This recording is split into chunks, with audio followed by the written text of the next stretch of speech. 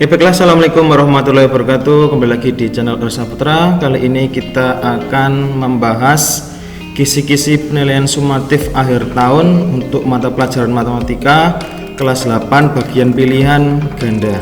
Langsung saja untuk nomor 1. Pada kisi-kisi nomor 1 yaitu menghitung panjang busur lingkaran jika sudut pusat dan jari-jarinya diketahui.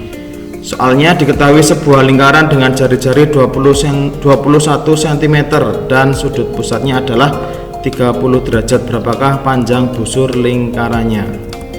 Nah, di sini kita diketahui bahwa besar sudut pusatnya adalah 30 derajat. Kemudian panjang jari-jari lingkarannya adalah 21 cm. Kita gambarkan lagi gambarnya seperti ini ya. Ada sebuah lingkaran, kemudian sebuah sudut pusat yaitu 30 derajat, kemudian jari-jarinya 21 cm. Pertanyaannya, berapakah panjang busur lingkaran? Nah, di sini kita ketahui bahwa rumus untuk mencari panjang busur lingkaran adalah besar sudut pusat dibagi dengan 360 derajat dikali dengan keliling lingkaran. Langsung saja, besar sudut pusatnya adalah 30 derajat ya. Kemudian dikalikan dengan keliling lingkaran. Keliling lingkaran adalah pi dikali 2 dikali jari-jari, atau bisa juga dengan rumus pi kali diameter jika yang diketahui adalah diameternya. Nah, di sini pi-nya menggunakan 22/7 karena jari-jari lingkarannya adalah 21. 21 adalah kelipatan dari 7. Langsung saja jari-jarinya kita masukkan adalah 21.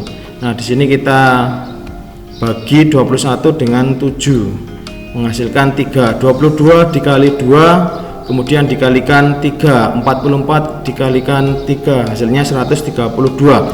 130 dibagi dengan 12 hasilnya adalah 11 cm. Jadi panjang busur lingkaran tersebut adalah 11 cm. Kemudian untuk yang nomor 2 dengan kisi-kisi menghitung luas juring lingkaran jika sudut pusat dan jari-jarinya diketahui. Dengan soal diketahui sebuah lingkaran dengan jari-jari 14 cm dan sudut pusat adalah 90 derajat. Berapakah luas juringnya? Nah, sama dengan yang nomor 1, besar sudutnya adalah 90 derajat, kemudian panjang jari-jari lingkarannya adalah 14 cm ya, kita gambarkan. Kemudian berapakah luas juring lingkaran? Nah, di sini yang nomor 1 tadi itu keliling lingkaran ya. Kalau yang nomor 2 sekarang adalah luas lingkaran ya, hampir sama, rumusnya hampir sama.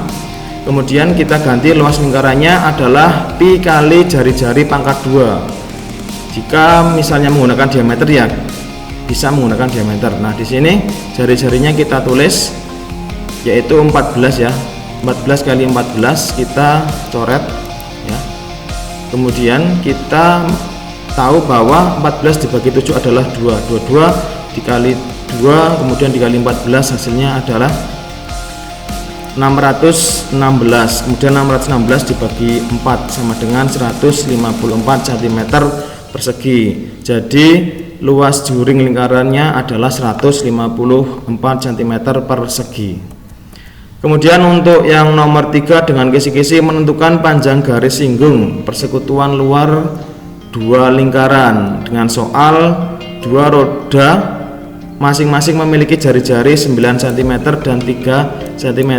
Jika jarak kedua lingkaran atau titik pusat lingkarannya adalah 10 cm, tentukan panjang garis singgung persekutuan luar kedua lingkaran tersebut. Nah, kita ilustrasikan gambarnya seperti ini ya.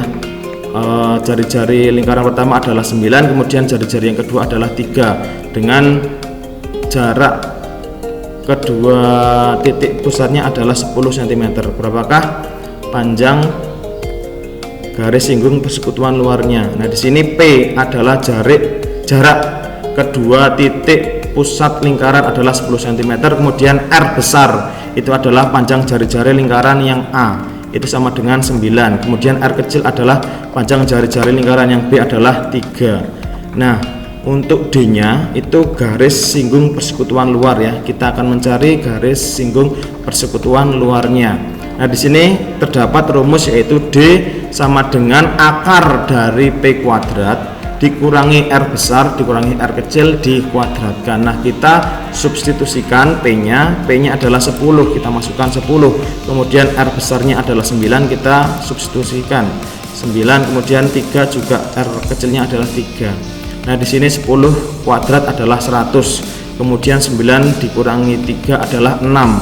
6 kali 6 adalah 36. 100 kurangi 36 adalah 64. Jadi D-nya adalah 8 cm. Jadi panjang garis singgung persekutuan luar dari kedua lingkaran tersebut adalah 8 cm. Kemudian untuk nomor 4, kisi-kisinya yaitu menentukan panjang lintasan roda yang berputar. Nah, dengan soal diketahui sebuah roda memiliki jari-jari 14 cm. Jika roda tersebut berputar sebanyak 200 kali, tentukan panjang lintasan yang dilalui roda tersebut. Mempunyai rumus yaitu panjang lintasan yang dilalui roda sama dengan keliling lingkaran dikalikan dengan jumlah putaran roda. Nah, di sini keliling lingkaran menggunakan rumus pi kali 2r. Jika yang diketahui adalah diameternya, maka rumusnya adalah pi kali diameter ya. Nanti tergantung soalnya. Kemudian keliling lingkaran yaitu pi menggunakan 22/7 ya, karena jari-jarinya adalah 14. 14 merupakan kelipatan 7. Nah, di sini 7 sama 14 kita bagi, 14 dibagi 7 adalah 2.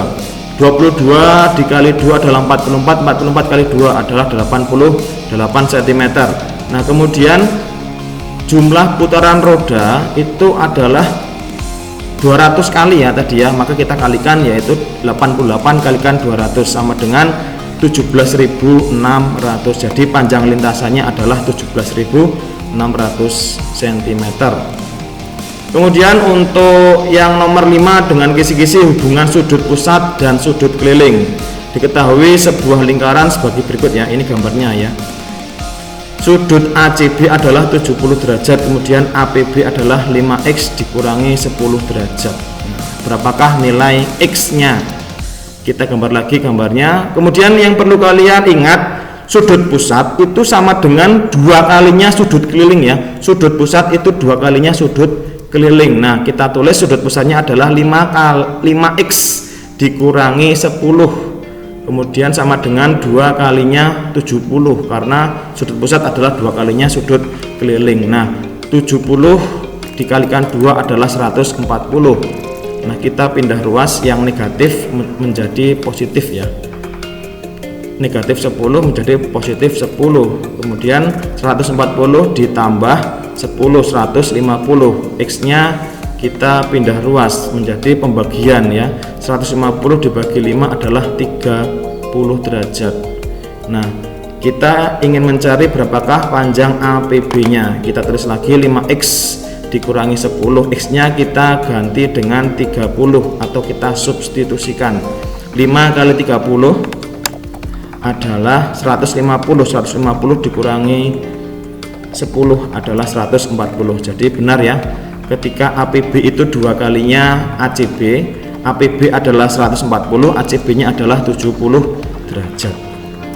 Kemudian untuk nomor 6, menentukan pernyataan yang benar dari posisi gambar titik pada bidang koordinat. Nah, di sini diketahui titik K adalah 4, -5. 4 adalah X, kemudian -5 adalah Y. Pernyataan yang tepat mengenai titik K pada bidang kartesius adalah, nah di sini kita gambar diagram bidang koordinat kartesius ya. Yang diingat-ingat adalah yang horizontal adalah X, kemudian yang tegak adalah Y. Nah, di sini letaknya berada di 4. 4 itu X-nya ya. Ini 4 ya. Kemudian Y-nya adalah -5. Titik K berada di 5 satuan di bawah sumbu X ya. Ini sumbu X, kemudian di bawah 5, 1, 2, 3, 4, 5. Kemudian 4 satuan di sebelah kanan sumbu Y. Misalnya berada di kuadran 1 ya, berarti di atas sumbu X. Jika di kuadran 2, maka misalnya di kuadran 2 berarti di sebelah kiri sumbu Y, di atas sumbu X. Misalnya di kuadran 3 juga sama, berarti di sebelah bawah sumbu X, di sebelah kiri sumbu Y. Kemudian untuk yang nomor 7, dengan kisi-kisi menentukan letak suatu titik terhadap titik tertentu. Diketahui titik D adalah 2,3 dan titik E adalah negatif 3, negatif 1. Tentukan letak titik D terhadap titik E. Kita gambar lagi dengan menggunakan koordinat kartesius. D nya adalah 2,3, kemudian E nya adalah negatif 3, negatif 1. Sebentar. Nah, titik D terhadap titik E, kita lihat D itu berada di sebelah kanan titik E, maka positif ya, berarti jalannya 1, 2, 3, 4, 5, maka X nya adalah 5. Kemudian D itu berada di atas titik E ya, maka itu positif 1, 2, 3, 4, makanya titik D terhadap titik E adalah 5,4. Kemudian untuk yang nomor 8, menentukan letak suatu titik terhadap titik tertentu. Sebuah kapal minyak berada di titik negatif 3,5 berlayar ke arah selatan sejauh 4 satuan koordinat, kemudian berbelok ke arah timur sejauh 7 satuan koordinat. Berapa koordinat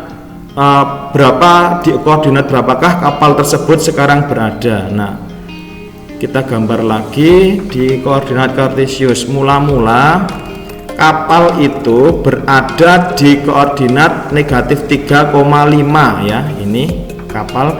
Kemudian bergerak ke arah selatan, jadi ke bawah itu 4 satuan, 1, 2, 3, 4. Kemudian berbelok ke arah timur, timur itu kanan 7 satuan, berarti 1, 2, 3, 4, 5, 6, 7. Nah, berarti sekarang letak dari kapal itu adalah berada di 4,2.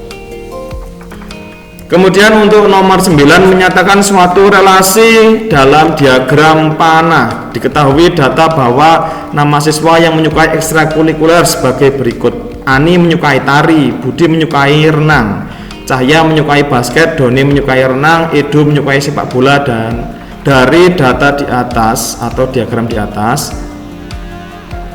diagram panah yang benar adalah, nah, kalian nanti misalnya pilihan ganda, kalian bisa memilih ya, memilih dari pilihan itu yang benar. Nah, di sini Ani menyukai tari, kemudian Budi menyukai renang, Cahya menyukai basket, kemudian Doni menyukai renang, Edo juga menyukai sepak bola.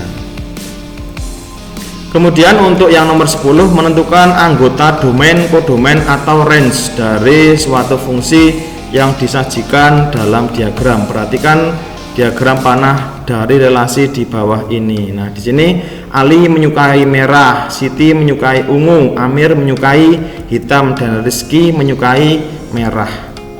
Nah, dari diagram tersebut tentukan domain, kodomain, dan range. Nanti tergantung pertanyaannya ya. Yang ditanyakan domain atau kodomain atau range-nya. Nah, di sini kita bahas semua. Domain adalah daerah asal ya, maka letaknya di sebelah kiri.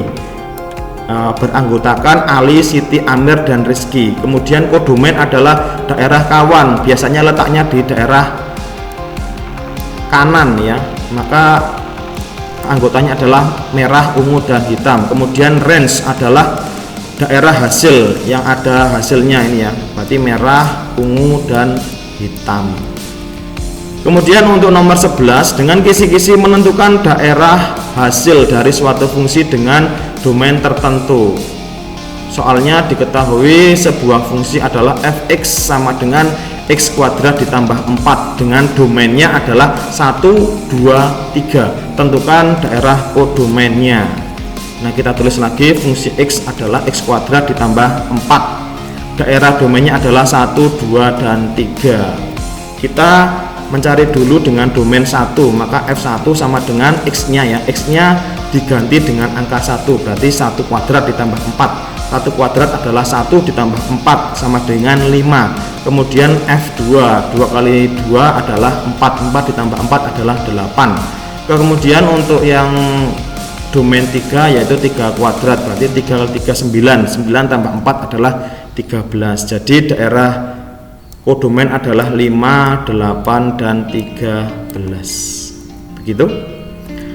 Kemudian untuk yang nomor 12, dengan kisi-kisi menentukan banyak korespondensi satu-satu dari dua himpunan. Misalnya dengan soal diketahui himpunan huruf pembentuk kata ceria CERIA, dan kemudian himpunan huruf vokal yaitu A, I, U, E, O. Berapakah banyak korespondensi satu-satu yang dapat dibentuk dari himpunan A ke himpunan B?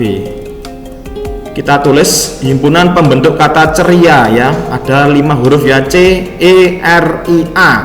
Kemudian huruf vokal ada 5 juga, A, I, U, E, O. Maka banyak himpunannya adalah 5 ya. Kemudian yang A, I, U, E, O juga 5. Nah, di sini yang diwajibkan adalah korespondensi satu-satu itu adalah yang sama ya, antara NA dengan NB, atau jumlah dari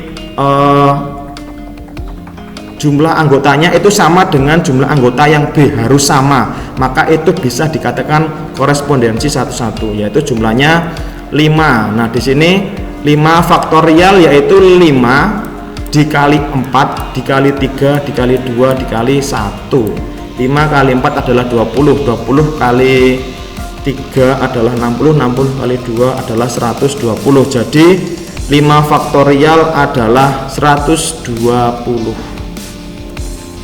Kemudian untuk nomor 13, dengan kisi-kisi menentukan himpunan pasangan berurutan dari stimulus yang diketahui.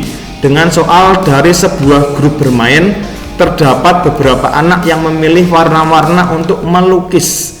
Cantika menyukai merah, Marsha menyukai kuning, dan Nora menyukai biru, kemudian Banu menyukai ungu. Dari data warna kesukaan, jika dibuat relasi pasangan berurutan adalah, nah ini adalah pasangan berurutan ya, merah disukai Cantika, berarti Cantika, merah, kemudian Marsha, kuning, itu artinya Cantika menyukai merah, kemudian Marsha menyukai kuning, Nora menyukai hijau, dan Banu menyukai ungu. Kemudian untuk yang nomor 14, menentukan hasil pemetaan suatu anggota domain dari stimulus yang disajikan dengan grafik. Pada gambar di bawah ini merupakan diagram panah yang menunjukkan warna kesukaan siswa. Dari data tersebut, yang menyukai warna merah adalah jelas ya, yang menyukai warna merah adalah Ali ya, nanti tergantung soalnya. Misalnya yang menyukai warna ungu ya berarti Siti, yang menyukai warna hitam adalah Amir ya. Oh, berarti yang menyukai warna merah ada Ali, kemudian ada Rizky ya. Yang menyukai warna merah ada 2 orang. Kemudian untuk yang nomor 15, menentukan sisi sejajar dengan salah satu sisi yang diketahui pada sebuah balok. Pada gambar di bawah ini merupakan gambar balok A, B, C, D, E, F. Nah, di sini kita mempunyai sisi yang berwarna ungu, A, D, H, E. Ya. Sisi yang sejajar dengan sisi A, D, H, E adalah sisi apa? Dikatakan sejajar jika suatu sisi tidak mungkin bertemu dengan sisi yang lain ya, seperti rel kereta api itu dinamakan sejajar, sampai kapanpun dia tidak akan pernah bertemu pada sebuah sudut. Nah, di sini diketahui bahwa yang sejajar adalah BCGF ya. Ini dengan ini. Misalnya ada pertanyaan ABCD ya, misalnya ABCD berarti sejajar dengan EFGH. Begitu. Kemudian untuk nomor 16, dengan kisi-kisi menentukan banyaknya kubus kecil yang terkena cat pada satu atau 2 sisi dari susunan beberapa kubus ya. Dengan soalnya yaitu pada gambar di bawah ini, balok yang dibentuk dari kubus-kubus kecil. Jika seluruh sisi luar balok dicat, kubus kecil yang dikenakan cat hanya pada satu sisi adalah, kita gambar lagi, kubus bagian atas balok ya, yang hanya terkena satu buah cat ya, berarti yang di tengah-tengah ini, berarti ini 1, kemudian 2, 3, 4, 5, dan 6 ya, yang hanya terkena satu buah cat ya. Kemudian yang bawah juga sama ya, 6 juga ya. Kemudian yang depan itu ada 3, 1, 2, dan 3. Kemudian yang belakang juga sama 3. Kemudian yang kanan ada 2, 1, 2, yang kiri juga 2. Berarti kalau yang dijumlahkan itu yang memiliki satu warna cat ada 22 buah kubus kecil. Kemudian untuk nomor 17, menentukan volume balok. Nah, ini mudah ya, sebuah akuarium berbentuk balok dengan ukuran panjang 100 cm, kemudian lebar 40 cm dan tingginya 20 cm.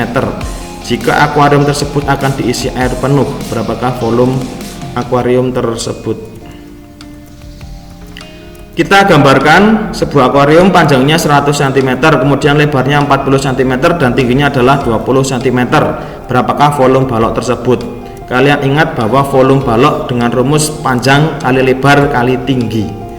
Nah, di sini panjangnya adalah 100, kemudian lebarnya adalah 40, kemudian tingginya adalah 20. 100 dikalikan 40 adalah 4000, 4000 kali 20 adalah 80.000 cm kubik, atau misalnya dijadikan liter berarti 80 desimeter kubik atau 80 liter.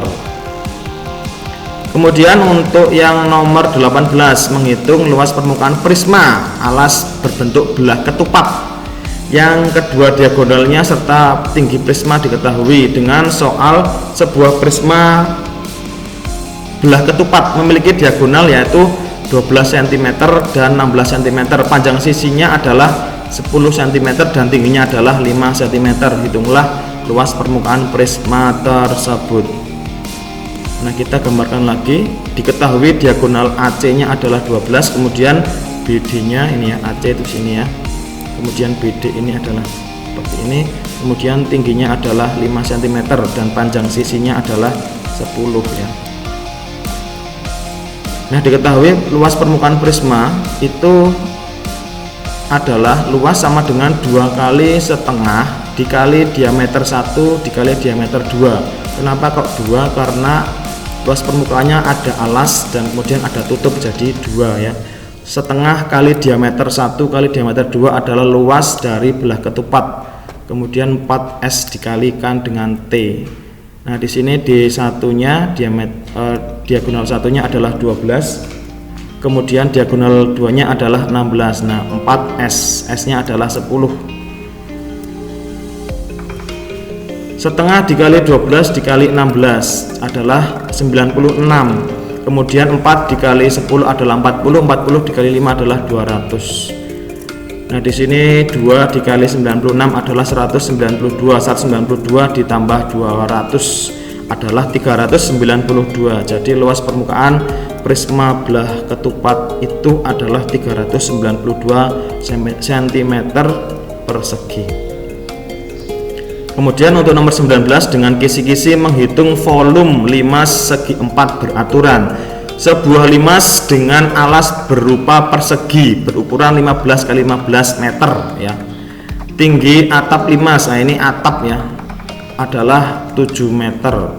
Tentukan volume limas tersebut. Kita gambarkan lagi. Limas diketahui panjang alasnya ini tadi meter ya. Ini meter tadi. Panjangnya 15 meter, kemudian tingginya 7 meter. Nah, di sini volume limas adalah sepertiga dikali luas alas dikalikan dengan tinggi. Luas alas berbentuk persegi, yaitu sepertiga dikali sisi kali sisi ya. Luas alasnya adalah bentuknya adalah persegi, maka luasnya adalah sisi dikali sisi, kemudian dikalikan dengan tinggi. Sisinya kita substitusikan adalah 15 kali 15 kalikan 7. 15 kali 15 adalah 225, kemudian 225 dibagi dengan 3 adalah 75. 75 dikalikan dengan 7 adalah 525 meter kubik ya. Kubik itu pangkat 3. Kemudian untuk yang nomor 19, menyelesaikan masalah yang berkaitan luas permukaan benda gabungan balok dengan limas. Maaf, ini nomor 20 ya. Ini nomor 20, perhatikan bangun balok dan limas di bawah ini. Hitunglah luas permukaan gabungan bangun tersebut. Nah, kalian bisa lihat sebuah balok ya dengan ukuran panjang 24, lebarnya 24, kemudian tingginya adalah 40 cm. Kemudian dengan limas tingginya adalah 9 cm. Kita gambarkan dulu limasnya, yaitu sisinya adalah 24 cm dikali 24 cm dengan tinggi 9 cm. Kita harus mencari panjang ini ya, panjang yang sisi miring ini dengan triple Pythagoras atau dengan Pythagoras. Ada 9, kemudian ini adalah 12 ya. Kenapa kok 12? Karena separuh dari 24 ya. 12 ini dari separuh dari 24. 9 kemudian 12, satunya adalah 15 cm. Kalian bisa cek nanti di triple Pythagoras atau kalian bisa mencari menggunakan triple Pythagoras atau Pythagoras, rumus Pythagoras ya. Kemudian luas permukaannya adalah luas permukaan prisma ditambah dengan luas permukaan balok. Luas permukaan prisma adalah luas permukaan ditambah jumlah luas sisi tegak. Nah, kemudian sisi kali sisi ditambah 4 kali setengah kali alas kali tinggi. Alasnya adalah 12 ya, kemudian tingginya adalah 15 ini. Kemudian kenapa kok sisi kali sisinya tidak diikutkan? Karena ini dasarnya ini bolong ya, alas dari limasnya itu bolong, jadi tidak usah dicari. Maka hanya 4 dikali setengah dikali 12 dikali 5, hasilnya 4 dikali 90 ya, 360 cm persegi. Kemudian luas permukaan baloknya panjang 24, kemudian lebarnya 24 cm, tingginya adalah 40 cm. Dengan rumus 2 kali panjang kali lebar ditambah panjang kali tinggi ditambah lebar kali tinggi. Kemudian panjang kali lebar adalah 24 kali 24, panjangnya tingginya adalah 40 ya. Kemudian lebarnya 24, tingginya 40, 20. Nah, ini semuanya ditambah semua, hasilnya 2496 dikalikan dengan 2, hasilnya 4992. Ini kenapa dikurangi dengan 576? Karena pada balok ini atasnya adalah kosong ya. Ketika balok kemudian ditumpuk dengan limas, maka limasnya juga tidak usah dihitung alasnya. Ini tidak usah, kemudian ini juga tidak usah. Jadi luas permukaan baloknya dikurangi dengan 576 ya. Ini 24 kali 24 itu hasilnya adalah 576 yang tutup ini. Nah, kemudian digabungkan ya, luas permukaan limas ditambah luas permukaan balok 360 ya dari ini, kemudian dikurangi 4162 dari ini ya, dari sini hasilnya adalah 5422. Ini hasilnya 4162. Hasilnya adalah luas permukaannya adalah 5422. Oke, mungkin itu saja 20 soal pembahasan penilaian sumatif akhir tahun sesuai dengan kisi-kisi yang terbaru. Semoga bermanfaat. Silahkan kalian bisa belajar dengan soal-soal dari yang lain. Sekian dari saya, kurang lebihnya mohon maaf. Assalamualaikum warahmatullahi wabarakatuh.